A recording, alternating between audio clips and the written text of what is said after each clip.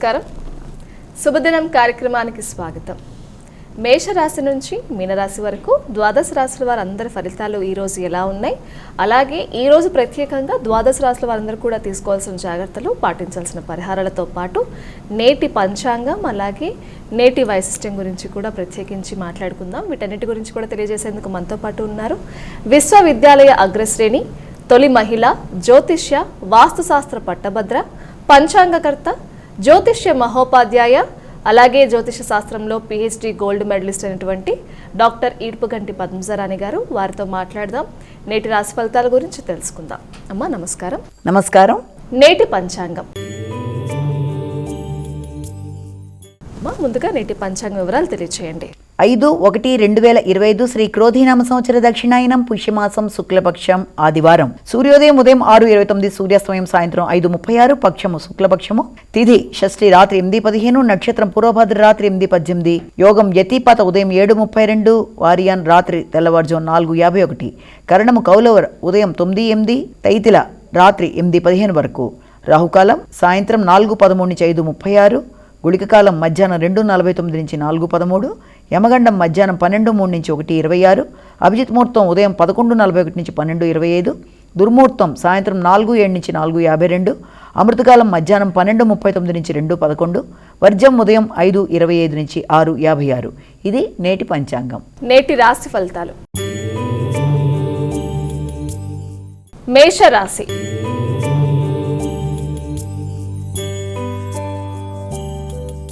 అమ్మ మొదటి రాశి అయినటువంటి మేషరాశి వారికి ఈరోజు ఎలా ఉంది?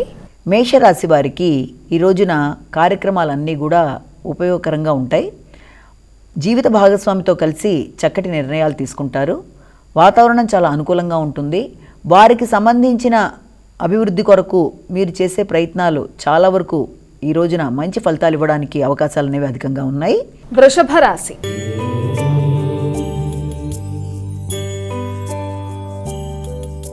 మరి వృషభ రాశి వారికి ఎలా ఉందండి ఈరోజు? వృషభ రాశి వారికి ఈ రోజున విద్యాపరమైన విషయాల్లో ఎక్కువ ఆసక్తికరంగా ఉంటుంది. గృహపరమైన విషయాలలో, గృహ ఉపకరణాలు కొనే విషయాల్లో కానీ, దగ్గర ప్రయాణాలు చేసే విషయంలో కానీ చాలా వరకు అవన్నీ కూడా మీకు ఉపయోగకరంగానే ఉంటాయి. అంతేకాకుండా కమ్యూనికేషన్ చాలా చక్కగా ఉంటుంది. చెప్పాలనుకున్న విషయాన్ని చక్కగా సూటిగా చెప్పి అందరి మన్ననలు పొందుతారు. మిథున రాశి.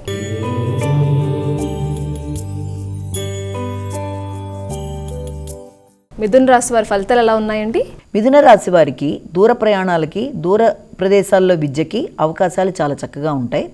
తండ్రి, పెద్దలు మొదలైన వారిని సంప్రదించి చక్కటి నిర్ణయాలు తీసుకుంటారు. ఉపాసనా బలం పెరుగుతుంది. ఆధ్యాత్మిక ప్రదేశాలకు వెళ్ళడానికి ప్రయత్నాలు చేస్తుంటారు. మానసికంగా ఎక్కువ భాగం ఆధ్యాత్మిక చింతనతో గడపడానికి అవకాశం ఉంది. కర్కాటక రాశి.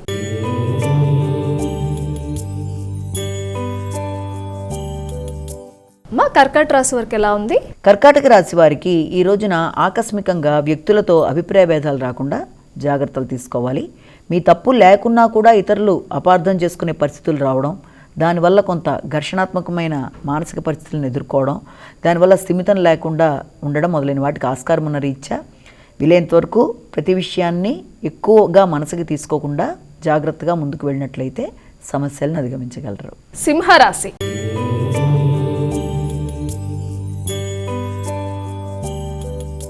సింహరాశి వారి ఫలితాలు ఎలా ఉన్నాయండి? సింహరాశి వాళ్ళకి వ్యక్తిగత గౌరవం పెరుగుతుంది. మీ కొరకు మీరు ఎక్కువ శ్రద్ధ తీసుకుంటారు. సంఘంలో గుర్తింపు పొందిన వ్యక్తుల ద్వారా మీరు ఆశించిన ఫలితాలని పొందుతారు. నూతన పరిచయాలు ఏర్పడతాయి. వాటి ద్వారా మీకు అభివృద్ధి కొరకు మీరు చేసే ప్రయత్నాలకి కొంత ఖర్చులు అధికంగా ఉంటాయి. కన్యా రాశి.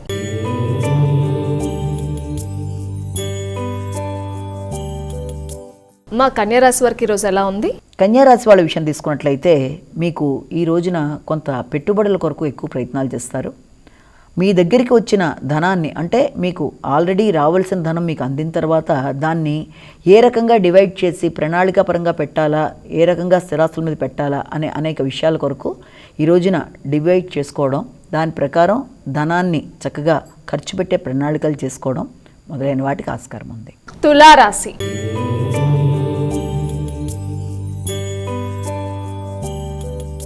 తులారాశి వారికి ఎలా ఉందండి? తులారాశి వారికి మానసిక సంతృప్తి అధికంగా ఉంటుంది. అలాగే వ్యక్తులతో అభిప్రాయ భేదాలు లేకుండా చక్కగా ముందుకెడతారు.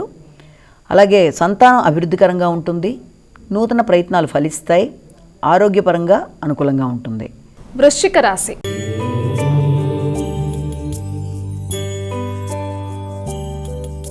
వృశ్చిక రాశి వారి ఫలితాలు ఎలా ఉన్నాయండి? వృశ్చిక రాశి వృత్తిలో అభివృద్ధి ఉంటుంది, వ్యక్తులతో మంచి రిలేషన్స్ వల్ల చక్కటి అవకాశాలనేవి మీరు పొందుతారు.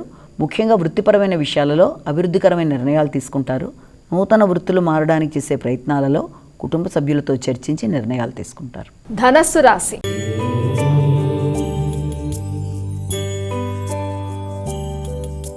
అమ్మా, ధనస్సు రాశి వారికి ఈరోజు ఫలితాలు ఎలా ఉన్నాయి? ధనస్సు రాశి వాళ్ళకి ఆలోచించిన విషయాలన్నీ కూడా చాలా వరకు అనుకూలంగా ఉంటాయి. మీకు వ్యక్తుల సహకారం చాలా చక్కగా ఉంటుంది. మీ ఆలోచనలే మీకు ఉపయోగకరంగా ఉంటాయి. ఇతరుల మీద ఆధారపడకుండా పోటీల్లో మీరు పాల్గొని మీ అంతటి మీరే నెగ్గి ఆశించిన ఫలితాలు పొందుతారు. మకర రాశి.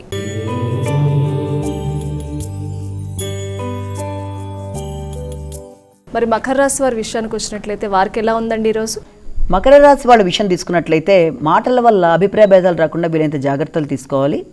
వ్యక్తులతో మీరు మాట్లాడేటప్పుడు కానీ లేకపోతే ఆర్థిక విషయాలు చర్చల్లోకి వచ్చినప్పుడు కానీ తొందరగా అవతల వాళ్ళు మిమ్మల్ని అపార్థం చేసుకోవడమో, మాట నిలకడ లేకుండా ఉండే పరిస్థితులు అవతల వాళ్ళ వల్ల ఎదురవడమో జరగడం వల్ల కొంత ఇబ్బందికరమైన పరిస్థితి ఏర్పడుతుంది. కాబట్టి వీలైనంత వరకు ఘర్షణ లేకుండా జాగ్రత్తగా ఆర్థిక, ఆరోగ్య, ఆహార స్వీకరణ మొదలైన విషయాల్లో జాగ్రత్తలు పడాలి. కుంభరాశి.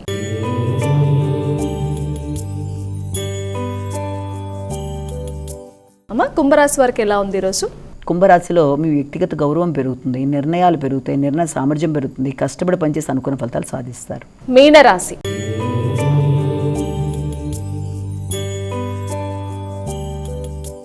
చివరి రాశి అయినటువంటి మీనరాశి వారికి ఎలా ఉందండి ఈరోజు? మీనరాశి వాళ్ళకి కొంత ఘర్షణాత్మకమైన వాతావరణం ఉంటుంది. ముఖ్యంగా ప్రయాణాల విషయంలో కానీ, దీర్ఘకాలిక ఆలోచనల్లో కానీ, వ్యక్తులతో సంప్రదించి నిర్ణయాలు తీసుకున్నప్పుడు కానీ ముఖ్యంగా అవి చాలా వరకు పోస్ట్పోన్ అవుతున్నట్టుగా కనబడడం వల్ల కూడా చికాకులు అధికంగా ఉంటాయి.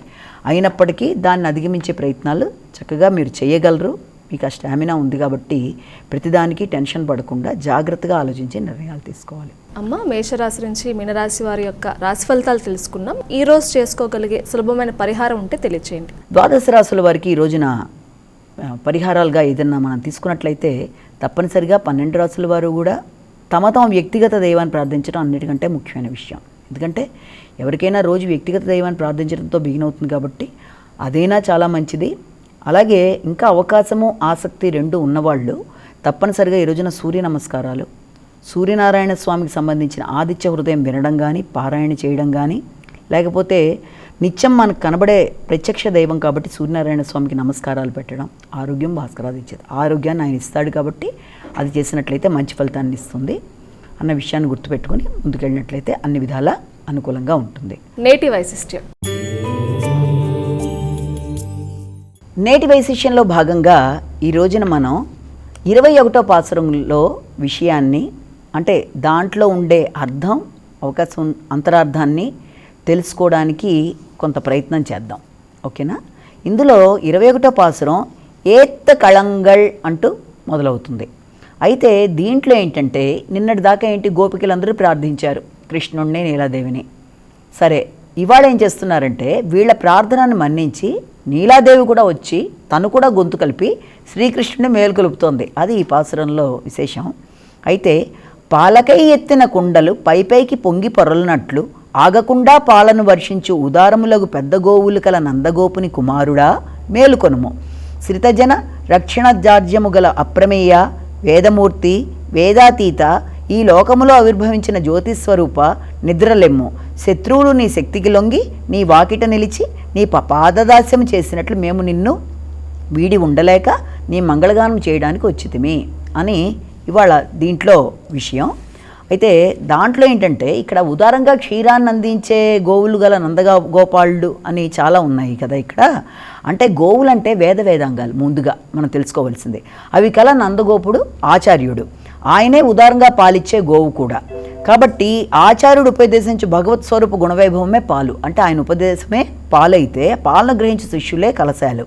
ఆ కలశాల్లో పాలు గనక పిండినట్లయితే పైనుండి ఏకతారిగా పడుతున్నాయో కింద నుంచి పైకి పొంగుతున్నాయో తెలియనంతగా పాలు ఉన్నాయట. అంటే ఆచార్యులు ఉపదేశించే అర్థములు శిష్య హృదయంలో నిండి పొంగుతూ ఉన్నాయి అని మనం ఇక్కడ అనుకోవాలి. అయితే ఇక్కడ అలాంటి గోవులు కలిగిన నందగోపుని కుమారుడా అంటే ఆయనకు వశపర్తి అయినవాడా అనే ఆయన మాట వింటావు అంటే దాని అర్థం ఏంటంటే ఆయన మాట వింటావు కదా, నందగోపుని మాట వింటావు కదా, ఆయనకి వశపర్తివి కదా, కనుక ఆయన నిన్ను మాకు అందిస్తాడు అని దాంట్లో ఒక అంతరార్థం.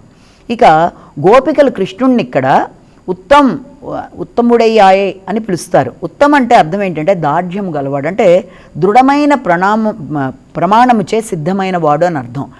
అంటే ఇక్కడ ఏంటి, దృఢమైన ప్రమాణమైన వేదముచే తెలియదగిన వాడు అంటే ఎవరది? పరమాత్మే. అంటే ఆయన వేదాతీతుడు కూడా కదా. అయితే ఇక్కడ ఏంటంటే వాక్కు మనస్సులకు అందనిది తత్వము, వాక్కు మనసుల చేత గ్రహించబడేది కూడా తత్వమే. దాన్ని మనం బ్రహ్మతత్వం అంటాం, వాక్కు మనసుల చేత ఇదయ్యేది కనుక. అంటే ఆశ్రయించిన వారికి అందనివాడు, ఆశ్రయించిన వారికి పరిమితంగా. అంటే యశోదకు కృష్ణుడు ఎలాగా ఇదయ్యాడు, అలాగంటే ఆశ్రయించకపోతే ఆయన దొరకడు, ఆశ్రయిస్తే పరిమితంగా దొరుకుతాడు ఆయన. కాబట్టి అలాంటి వ్యక్తిని మనం ఈ రోజున మేల్కొల్పుతున్నాము. అంటే ఎవ్వరికీ అందని పరబ్రహ్మతత్వమే ఈ లోకమున ఇంద్రియ గోచారమగునట్లుగా జ్యోతి స్వరూపమైన శ్రీకృష్ణుడు ఆవిర్భవించినది. భగవత్ కటాక్షపాత్రులైన గోపికలు మనుషుల తత్వం పరతత్వం తెలిసిన వాళ్ళు కాబట్టి ఇది వాళ్ళు అన్నారు. ఇది గుర్తించలేని వాళ్ళందరూ కూడా ఆలయంలో అర్చామూర్తులు అనేవి కేవలం విగ్రహాలు లేకపోతే ఉపకరణాలుగానే అనుకుంటారనమాట. ఇలాగా తను ఆశ్రయించిన వాళ్ళని రక్షిస్తారట, ఆయన మాట నిలబెట్టుకుంటారట, తర్వాత రక్షిస్తాడనే దృఢ విశ్వాసం మనందరికీ ఉండాలి. ఆశ్రయించిన వారి దోషాలు కూడా ఎంచకుండా వాళ్ళకి ఆయన సహాయం చేస్తాడు. ఆయన అంత గొప్ప వ్యక్తి, అంత ఫలితాలు ఇస్తారు ఆయన. కాబట్టి ఆయనని మనం ఇవాళ వేడుకుంటున్నాం అనమాట అన్ని రకాలుగా కూడా.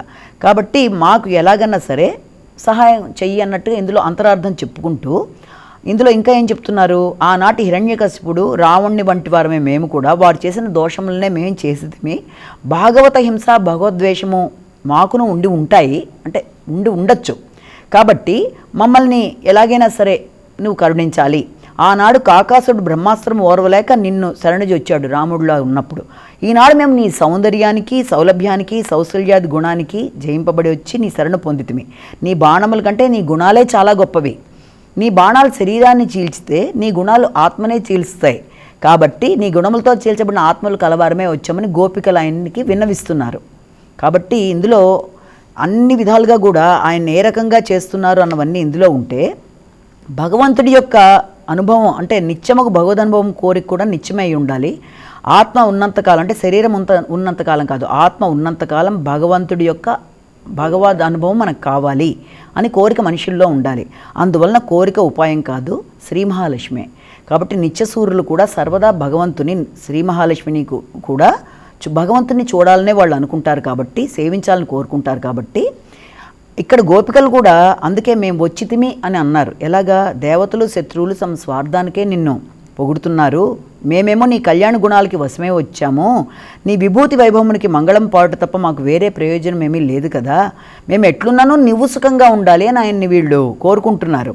ఎవరికైనా సరే భగవంతుడే శరణము అని గట్టి విశ్వాసం కలిగినాడు జీవితంలో శాంతి అనేది ఏర్పడుతుంది. తానే తనంతట ప్రవర్తిస్తున్నాను అనుకున్న వాడికి అశాంతి, లోపల పరమాత్మయే శరణము అనే విశ్వాసం ఉన్నవాడికి, వెలుపల విశ్వమంతటా భగవంతుడిని దర్శించిన వాడికి ఇవి ఉన్న రోజున మనుషులందరికీ కూడా శాంతి అని గోపికలు ఇక్కడ చెప్తున్నారు. కాబట్టి ఇక్కడ ఏంటంటే అన్ని విధాలుగా కూడా ఆయన్ని ఈ రోజున నీలాదేవితో కలిసి వాళ్ళు భగవంతుడిని మేల్కొల్పే విధానాన్ని ఈ పాసురంలో చూపిస్తున్నారు.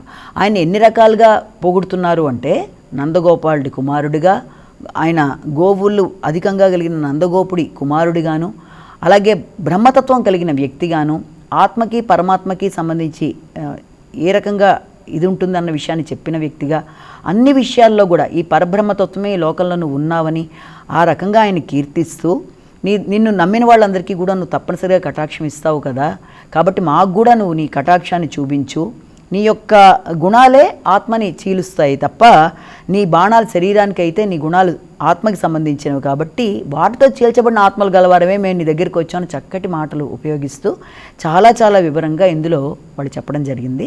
కాబట్టి ఇది చాలా విశేషంగా ఈ పాసురంలో ఈ రోజున నీలాదేవితో కలిసి వీళ్ళందరూ కీర్తించారు. నమస్కారం. వీక్షించారు కదండి, ఇది ఈనాటి శుభదినం కార్యక్రమం. తిరిగి రేపటి కార్యక్రమంలో మళ్ళీ కలుసుకుందాం. అంతవరకు సెలవు. నమస్కారం.